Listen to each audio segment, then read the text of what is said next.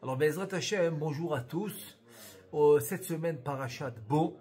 Alors, on va faire un pirouge dans le livre extraordinaire du Ben Ishraï, Od Yosef Chai Drashot, sur la Parashat de la semaine. Donc, je vais lire sur le premier pasouk de la Parashat. Vayomer Adonai el Moshe, Bo el Paro, ki ani chbati et libo vet lev avadav, leman shiti ototai ele bekirbo. Là, on va voir qu'est-ce que le Ben Ishraï il va nous expliquer sur ce pasouk. Et juste en parenthèse, une allusion de savoir combien de plaies il nous reste dans cette paracha, dans Parashat Bo. Donc si on prend le nom de la paracha qui est Bo, 2 lettres, Bet Aleph. Bet Aleph en Gematria, Bet c'est 2, Aleph c'est 1, ça fait 3. Donc c'est 3 plaies dans la paracha. Dans la paracha précédente, qui est Vaïra, les 2 premières lettres de la paracha, Vav Aleph, Vav c'est 6, Aleph c'est 1, ça fait 7 plaies. C'est une allusion.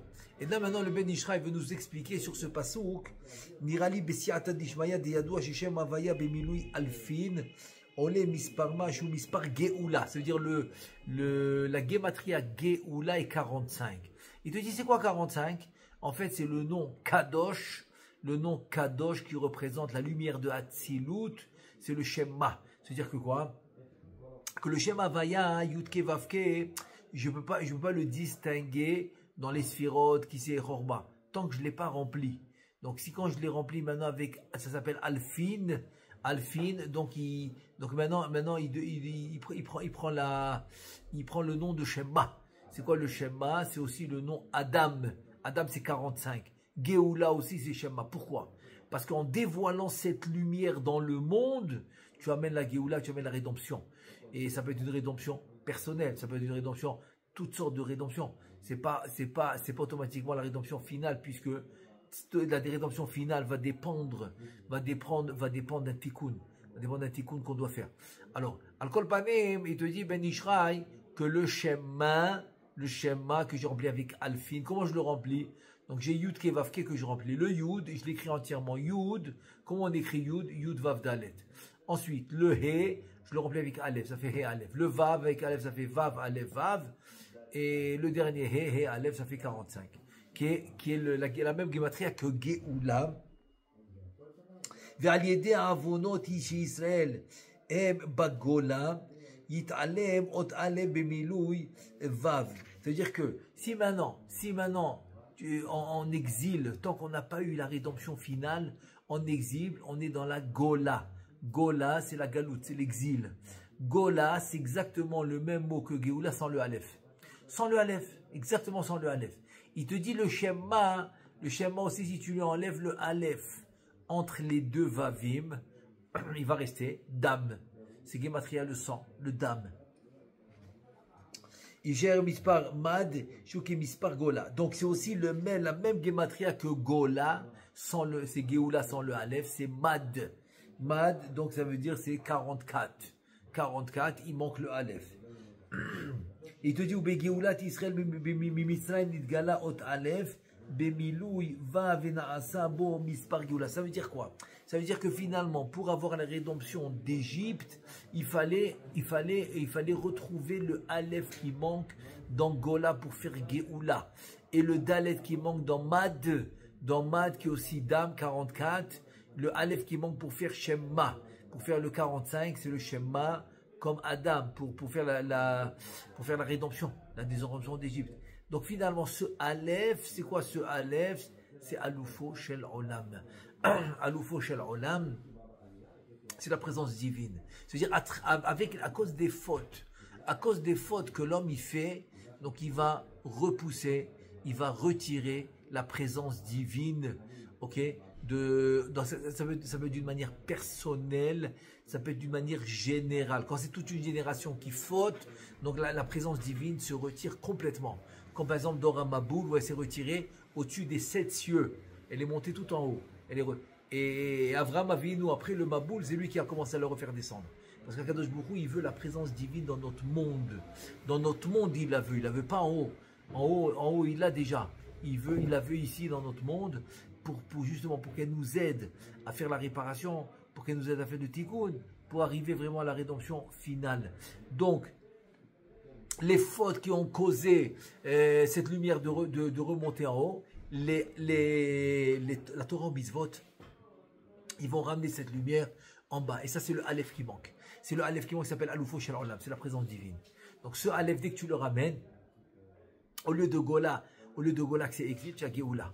Au lieu de Dam qui est Mad, sans le Aleph, tu as Ma. Le Shem Ma qui est Shem Kadosh. Donc, tu as en fait. Et on peut expliquer aussi par rapport à ce que Chachamim nous ont enseigné, que dans le Sefer Torah de Rabbi Meir Baal HaNes, il y a écrit Kotnot Or avec Aleph, Kotnot Or. Et dans notre Sefer Torah à nous, Kotnot Or avec Ain, Ain qui veut dire là, c'est plus matériel, quoi, c'est le cuir. Alors que lui, c'est la lumière. Parce que c'est des habits de cuir que Adam Arishon il a dû s'habiller, ou des habits de lumière. Donc, a priori, ça a l'air une marloquette. Mais la question, elle se pose, est-ce que c'est possible que Rabbi Meir Baal HaNes, il a un différent Sefer Torah? C'est impossible. Il est le même. Alors, en fait, c'est pas que dans son Sefer Torah, c'est vraiment écrit différemment. Non.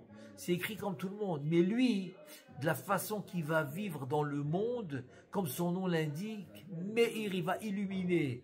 Donc ses habits à lui, spirituels, à travers sa Torah et ses mitzvot, vont s'appeler Kotnot Or, vont s'appeler les habits de la lumière. C'est-à-dire, c'est à toi de décider. Est-ce que tu veux des habits matériels dans le sens que tout ton attachement est dans le matériel et il reste dans le matériel, ou bien non, tu veux des habits de lumière, que ton attachement, il va dans la Torah et les mitzvot, et le matériel, c'est juste pour traverser ce monde, pour survenir à tes besoins, etc., etc.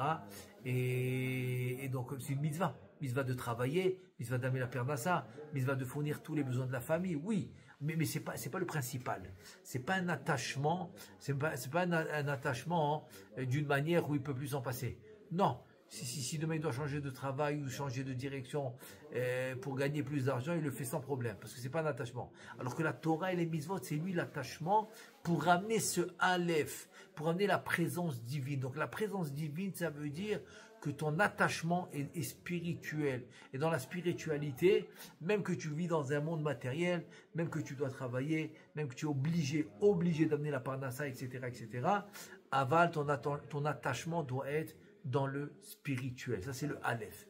Donc, ça, c'est le Aleph qui revient et ça devient Geoula, ça devient la rédemption. Donc, maintenant, de là, il te dit, j'ai expliqué dans mon livre, le Ben Ishraï, grâce à ce qu'on vient de dire maintenant, j'ai expliqué la chose suivante. Il dit comme ça, Remez Akatouv, une très belle allusion. Très belle allusion du Pasouk. Remez Akatouv, Nora Tehilot Osefele Behipur Advan. C'est-à-dire que Nora Tehilot, c'est les louanges, Ose Pele, ça veut dire il fait il dit Rabbi Nachman Pele Elyon.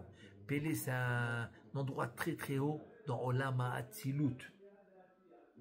Il te dit Ve'od Pirash. Il te dit c'est pas fini. J'ai fait un autre pirouche dans la paracha de Vaïra. D'autres psukim. Là-bas il ramène les macharia otazé. Viadoua des hot alef titiaches la shemit barach. Donc maintenant, bon, ça c'est toutes les explications qu'il a rapportées dans son livre Ben Ishraï. Maintenant il te dit c'est pas ça le principal. Le principal c'est quoi? Le principal c'est que la lettre que le Aleph le Aleph il fait allusion à Kadosh Baruch Hu. C'est ça que ça veut dire. Alors comment on appelle ça? Aloufo shel olam. Aleph, Aloufo shel olam, ça représente la Kadosh Baruch Hu. Pourquoi? Qui ot Aleph, parce que le Aleph, c'est quoi la gematria? La gematria de Aleph, c'est 1. Okay? Qui ot Aleph, mispara. Donc sa gematria, c'est quoi? C'est 1. Echad. Vashem idbarar echad. Et à Kadosh Baruch Hu, c'est 1. Donc l'allusion du Aleph, de Aloufo shel olam, c'est l'unité. C'est l'unité. Si le Aleph en gematria veut dire 1, et donc Aloufo shel olam, c'est Kadosh Baruch Hu qui est 1, qui est unique dans le monde. Et pourquoi je dis unique? Parce que Patah Eliyahu, quand il dit Velo Bechouchban, Antu Ila Vela Bechouchban, c'est-à-dire que toi tu es unique, mais tu n'es pas 1. Parce que si tu es 1, il y a 2. Si tu es 1, il y a 0. Il y a 2, il y a 3. Non. L'Akadosh Baruch Hu, il est unique, il est unique. Donc c'est ça le Aleph, Alufo Shel Olam, qui représente la lumière divine. Et maintenant, deuxièmement, il te dit, tu sais aussi que le Aleph, le Aleph aussi, sa tsura, c'est quoi? C'est Vav, Aleph, Vav. Vishne Yudin, Shehem, Mispar, Kavav, Keminyan, Shem, Avaya. C'est-à-dire que le Aleph, que le Aleph aussi, c'est quoi la tsura? C'est que tu peux l'écrire avec comme on a de le Shema. Dans le Shema, à l'intérieur des deux Vavines, là-bas, qu'est-ce que tu mets le Aleph. Et ce Aleph, ok, tu l'écris avec deux Yudin, ça veut dire, comment tu écris Aleph? Tu as un Yud à droite, tu as un trait que tu tires en diagonale, et tu as un Yud en bas. Donc ce Yud en haut, ce Yud en haut à droite, c'est 10. Ensuite, cette diagonale, ok, que tu tires, et qui va toucher à l'extrémité du Yud, le pied droit du Yud va toucher cette diagonale. Ensuite, tu refais un autre Yud en bas, qui va toucher avec le pied du Yud, aussi va toucher ce trait diagonal. Donc ça te fait Yud en haut, Yud en bas, et un Vav au milieu. Ça fait 26. C'est ce qu'il nous dit. Vishne Yudin, c'est-à-dire tu as le Vav, plus 2 Yudin, Vav Vishne Yudin, ça fait 26. Kemispar, Shem Mispar, Esrim Veshesh. Et c'est Keminyan Shem Avaya. C'est exactement comme la gematria du nom d'Avaya.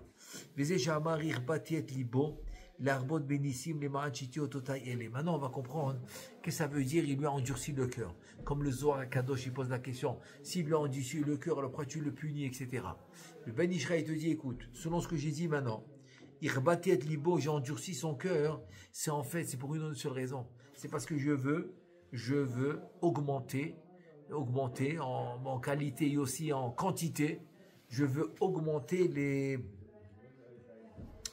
nissim, les miracles. Je veux augmenter les harbot bénissim, pour augmenter les miracles. Les manchiti ototai ele remez le hot alef shebo ramuz shemo idbara. On continue le pasouk qu'on a amené tout à l'heure, le premier pasouk de la paracha. Il te dit les manchiti ototai ele. Il te dit il y a un remez ici, un remez le hot alef. Il y a un remez de la lettre Aleph. Chez Boramouz, chez Moïd Barak, comme on a expliqué que Aleph c'est Echad, s'il est unique, donc ça représente, il va en allusion quoi, ça représente Akadosh Baruch Hu. Il nous dit Velachen Karou, Ototai, Altikre Ototai, et là Otiotai. Donc en fait, il te dit en fait, c'est que la dracha du passou qui te parle de Ototai, mais signe. Hot, c'est un signe. Non, il te dit non. Tu changes le mot, c'est une dracha. Tu appelles pas ça ototai, otiotav, otiotai, mes lettres. C'est mes lettres. Kemo Shamur Hazal, Bechar Mekomot, Bekirbo, Kareba, Bekerevav, Vainu, Shashlim, Ot Alef, Shashlim, il te dit qu'il va compléter. Le Aleph bemilou yavav, shid galé bo Aleph yé shalem bemispar geoula, vers égalet Israël incroyable. C'est-à-dire en deux mots, il te dit, eh ben voilà, ce qu'il faut c'est compléter le Aleph, voilà. C'est compléter le Aleph pour se devenir de Gola à Geoula. Donc ce Aleph en fait c'est la présence divine. C'est-à-dire comment l'homme il complète finalement la Geoula. La Geoula c'est quand il va dévoiler la divinité dans le monde. Et ça c'est ce Aleph. Ça c'est ce Aleph. On peut expliquer aussi d'après ça, on peut expliquer on va dire l'envie ou l'idéologie qui était cachée derrière le fait que Yitzhak Avinu, il a envie de bénir Esav. Tout le monde pose la question. Attends, Yitzhak Avinu, il savait que c'était Racha. Pourquoi il veut bénir Esav? Alors, selon ce qu'on vient de dire maintenant, alors je pense que Bessi Atadishmaya, il y a une réponse. C'est quoi? C'est en fait, tout le monde connaît la différence qu'il y a entre la naissance de Yaakov et Esav, que Rivka a donné naissance à Yaakov et Esav, et la naissance de Zerah Peretz que Tamar, elle a donné naissance, Tamar, qui a fait le Yiboum avec, qui a fait le Yiboum avec Yehuda. Et la Torah, elle va enlever un Aleph. Avec Tamar, avec Rivka, c'est écrit Veine Tomim Bebitna. Voilà des jumeaux sans le Aleph. Parce que le jumeau c'était Omim, non, sans le Aleph. Veine Tomim Bebitna sans le Aleph. Voilà des jumeaux. Alors que dans Tamar, c'est écrit Veine Teomim Bebitna. Avec le Aleph des jumeaux. Donc en fait, c'est comme ça. C'est que comme dans le ventre de Rivka, il y avait aussi Esav. Donc Kaviachol, ça a repoussé la présence divine. Donc il manque le Aleph. Il manque le Aleph. Et alors que chez Tamar, que les deux qui étaient dans le ventre de Tamar, Zerah Vaferet, les deux ils étaient tzadikim, donc le Aleph était là. Donc le Aleph était là puisque les deux étaient tzadikim. Ok. Donc ça c'est pour l'autre. Maintenant vient Yitzhak qui te dit attends. Ça veut dire que quoi? Ça veut dire que Esav, il est en train de repousser la présence divine. Eh ben il dit tout simplement, Yitzhak Avinu, ce que je vais faire, c'est que je vais essayer de ramener le Aleph qui manque. Et comment je vais ramener le Aleph qui manque? C'est en essayant de faire tchouva, c'est-à-dire pour que Esav puisse faire tchouva. Donc il voulait le bénir. En deux mots, pourquoi il veut le bénir? Pour ramener le Aleph. Mais il y a des cas de figure où le rachat est tellement à un niveau éloigné dans la riche route, ok, dans les mauvaises choses qu'il fait, il n'y a plus de retour. Donc c'est pour ça que Esav est arrivé à un niveau où il ne valait pas, tu vois, ça n'intéresse pas. Ça n'intéressait pas. Et comme ça n'intéressait pas, donc c'est sûr qu'il n'allait pas faire tchouva. C'est pour ça que Rivka, elle est rentrée en jeu, etc. Elle a envoyé Yaakov à la place de Esav. Mais justement, tu vois que Yitzhak, oui, il voulait, pourquoi? Parce qu'il pensait qu'il pouvait peut-être ramener ce Aleph. Donc encore une fois, tu vois que le Aleph, c'est la présence divine. C'est la présence divine que des fois elle n'est pas présente. Il faut savoir qu'on peut la ramener. C'est ce fameux Aleph de Tomim qui manquait. Il pensait la ramener. Et maintenant, c'est-à-dire que l'idée c'est quoi? C'est que l'homme à travers la Torah et les mitzvot, c'est ce qu'il doit faire. Il doit ramener de la lumière dans sa vie. Parce que la situation, tu l'as subie, mais la réaction, tu l'as choisie. Ça veut dire que la situation, on sait qu'on l'a subie. Si maintenant quelqu'un il réagit de la bonne manière, alors au lieu chasvé shalom, d'avoir l'obscurité dans sa vie, il aura de la lumière dans sa vie. Si maintenant quelqu'un l'a énervé et il va chasvé shalom s'énerver, donc ça va lui rendre la vie obscure. Pourquoi? Parce que il y a doua que le fait qu'il s'énerve, comme le Harizal, il a beaucoup averti Rabbeinu Chaim Vital que de ne pas s'énerver, même dans le limoud, de ne pas s'énerver. Il dit pourquoi? Parce que ça peut lui changer la neshama. Atkedekar. C'est pour ça que c'est tellement grave de changer. Même regarde, même dans le tikkun de la kaas, qui est la colère, sur son tikkun, il est plus que le tikkun d'Ashuvavim qu'on fait pour le yesod. Pour le yesod, pour la semence en vin, tu dois jeûner 84 jeûnes. 84 jeûnes. Pour le kaas, tu dois jeûner 150 jeûnes. C'est-à-dire pour chaque fois que tu vas t'énerver, tu dois jeûner 150 jeûnes. Donc de là tu vois que quoi? Que la kaas est beaucoup plus rameau.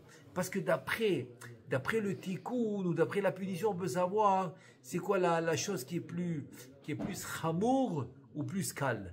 Donc tu vois que le kaas c'est très rameau. Donc maintenant quelqu'un qui se retient et qui s'énerve pas, eh ben il peut être convaincu qu'il a ramené le Aleph. Dans le... Alors, ça dépend. Si maintenant il est dans une synagogue, dans le groupe, chez lui à la maison, chez la famille, dans son travail aussi. Parce que en fait, le travail, en fait, c'est pas la quantité. C'est pas la quantité de rendez-vous que j'ai. C'est pas la quantité de clients que j'ai. Non. C'est les clients qui sont potentiels à acheter et qui vont acheter. Mais si j'ai 20 clients, mais personne n'a rien acheté, c'est des touristes. Ils me servent à rien, c'est des touristes. Je veux dire, en fait, dans le travail, ce qu'il me faut, c'est le Aleph. C'est quoi dans toute ma vie, c'est le Aleph que j'ai besoin. Il faut le savoir, ça. Moi, je crois que c'est ça, Boel Paro. Bo, c'est quoi Bo? Bo, c'est bête. Avant d'aller à bête, tu as le Aleph. Ça, c'est Bo. Comment tu écris Bo? Bête Aleph. Pourquoi bête Aleph? Parce que tu as le bête, ok? Bo el Paro. C'est-à-dire Paro, lui, il n'a pas le Aleph. Donc Bo el Paro. Lui, il commence par le bête. Mais il te dit, si maintenant, si toi tu vas aller vers la Gdoucha, pas Bo el Paro. Paro, c'est la Sitra Hara. Mais si toi tu vas aller vers la Gdoucha, mets le Aleph avant. Mets le Aleph avant, ça va aller les filles à Seder. Ça va aller les filles à Seder, et ça va devenir Aleph Bet. Tu as compris? Et pourquoi je dis ça? Parce qu'en fait, Adam Arishon, quand il a fauté, toutes les lettres se sont retournées. C'est-à-dire, ils allaient, ça s'appelle Tashrak. C'est quoi Tashrak? De la fin au début. Taf, Shin, tu vois, Taf, Shin, Resh, Kouf, Tzadik, P, Ain, Samer, Nun, Mem, Lamed, Kaf, jusqu'à Aleph. Et c'est quand que les lettres ont recommencé à se mettre en ordre, je veux dire, c'est quand il a enfanté Shet, Shintaf. Tu vois, Shintaf, après il y avait Resh Shintaf, etc. Et c'est quand que les lettres ont fini de se remettre en ordre, quand Shlomo Ameler, il a construit le Bet Hamikdash, le premier Bet Hamikdash, et il y a eu le Or Bina, quand il a chanté Shir HaShirim, Or Bina, il a fait descendre le Or de la Bina. Donc finalement, les lettres se sont remises en place. Ça veut dire que finalement, le céder des lettres, en fait, c'est pour te montrer la lumière. Et c'est pour cela que le Ben Ishraï dit, attends, si c'est ainsi, comment il devait commencer le Chumash? Aleph. Après, il commence par Bet. Il dit, bah, tu as raison. Il y a 6 Chumshe Torah. 6. Mais dans la Sifriya, j'en ai trouvé 5. Personne, il m'a dit, il n'y en a que 5, il n'y a pas 6. Il te dit, c'est comme le Lechem Apanim. Le Lechem Apanim, il y a 6 pains et 6 pains dans la table, la Shulchan qui est au Darom au sud du Oulam là-bas dans le Echal. Et donc tu vois que quoi?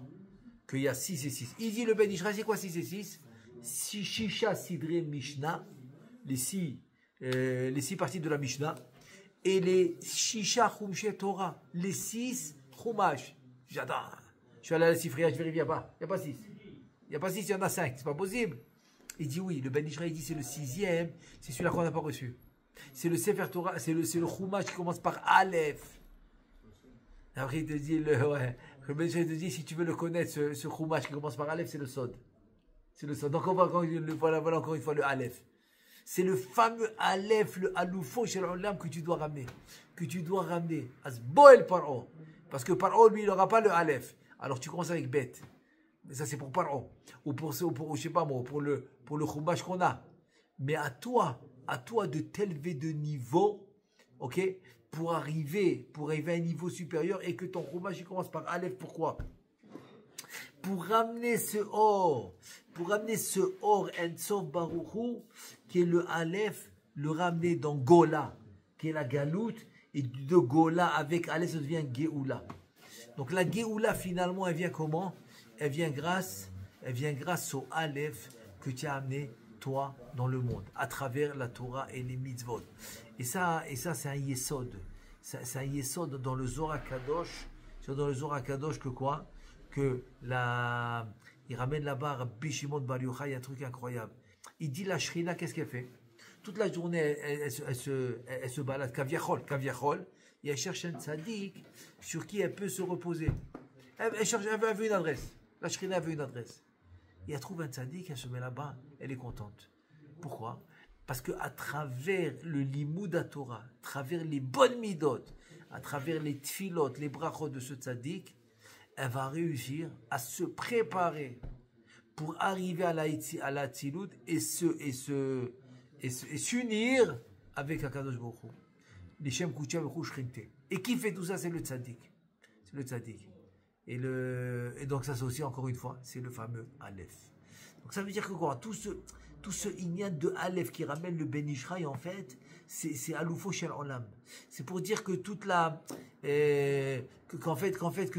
Ma'arechet, tout le monde a été créé, selon ce Aleph. Pourquoi?